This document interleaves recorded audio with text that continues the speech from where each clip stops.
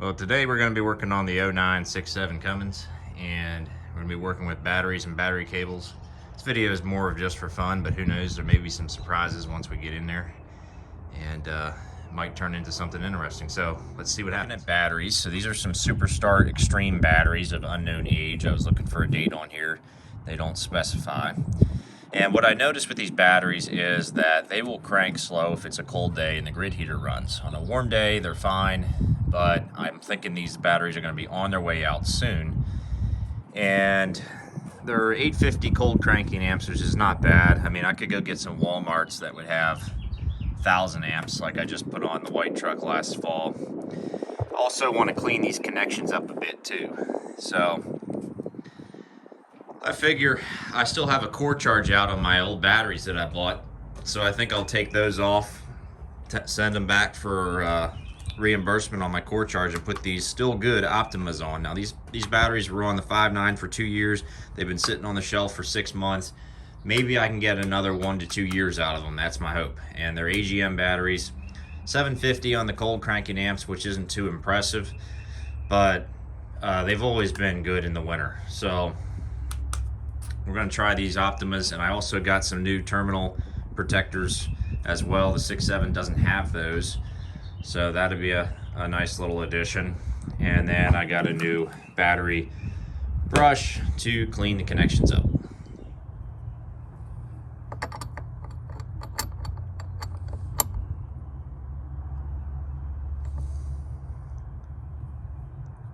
I'm being very careful with these.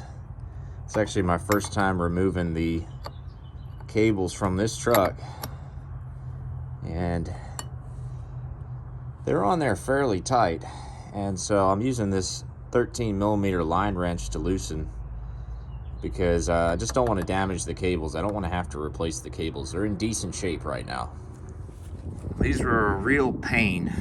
They had them on, especially the positive cables, they had them on real tight. And one thing I'm noticing is that cables, this one's okay. This one is what I'm gonna have to do, probably to get this one to fit tight on the new battery, is take a little hacksaw and just cut a millimeter or so right where that corrosion is. And if you look on the other side, I've done this before. Ultimately, I end up replacing the battery cables in this situation, but for today, I'll just cut a little sliver there and basically make it look like that, where you can see there's a little gap, and we're going to clean that corrosion up. But finally got the cables off. That was harder than it should have been. Okay, so I'm going to come in and clean inside the terminal. Go in from either way, really. I'm just doing it that way because you could see it on camera, but basically want to make a good electrical connection. So pretty much cleaning that up in there. It's got a little pointy end here that you can get in these tighter spots, get that corrosion out of there. And then the next thing I'm going to do is take our little pipe cutter thing here, hacksaw, and get this out of the way. I'm just going to cut a very fine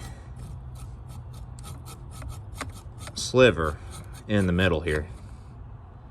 Looks perfect.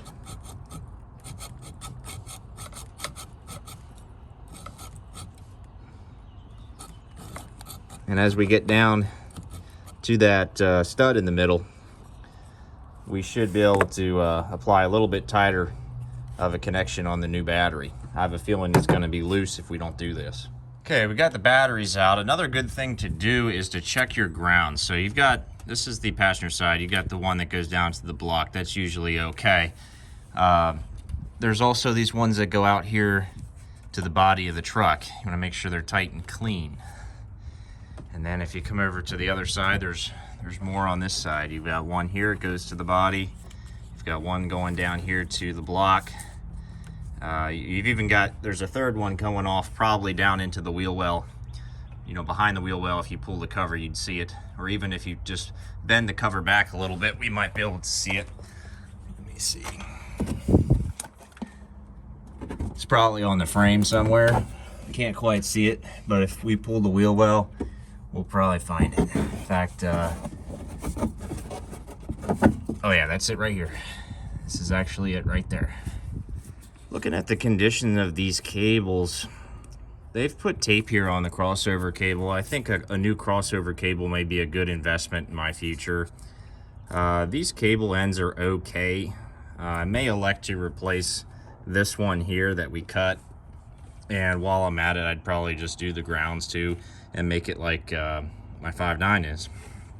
Also notice we don't have a battery insulator on this side. Wonder what happened to that. And this side's not in very good shape either. Like my 03s are in better shape than this, and this is an 09 truck. So maybe some new battery insulators are in our future. And what else did I notice here? You know what? We're just going to pull this out.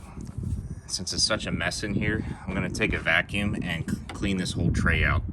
A lot of people would just not do that. Since we have this open, be a good chance to clean this up. All right, the sun is shining bright on us, but try and film this. Lots of bugs, dirt. A fair amount of dirt here and dust. All right, not to forget, there's this end for the batteries. Clean up the battery connections a little bit. These actually look pretty good already, so. And while it's on my mind, I wanted to ask y'all, some of y'all have a S&B cold air intake like I do. I'm wondering, this is the dry filter. I'm wondering how often y'all change yours. This one's got maybe 10,000, maybe 15,000 at the most miles on it. I'm not sure what happened here. It looks like we got some impact.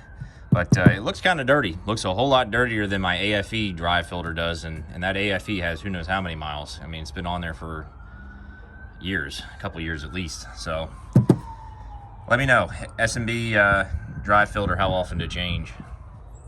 All right, about to, should have vacuumed that thing out. New battery coming in.